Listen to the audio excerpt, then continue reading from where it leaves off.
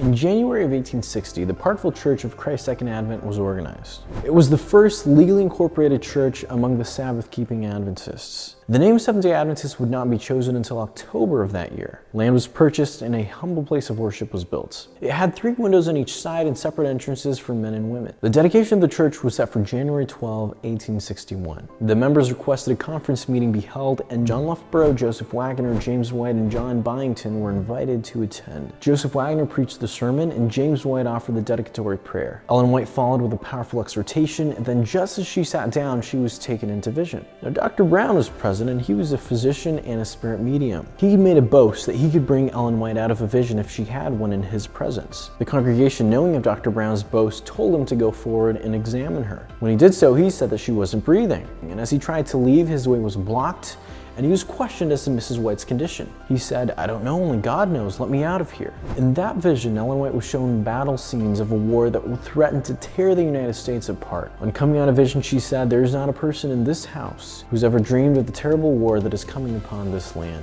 Then looking at the congregation, she said, "There are those in this house who will lose sons in that war." John Loughborough was present that day, and he heard Ellen White's prediction. A year later, he returned to the Parkville church and learned that several families who were present that day had indeed lost sons in that terrible conflict that we now know of as the Civil War. It began on April 12, just 3 months after Ellen White's vision of January 12, 1861. It brought assurance to the Adventists that God had sent warnings of the terrible conflict to come. The Parkville church building was moved to the historic Adventist village so that we could tell this story.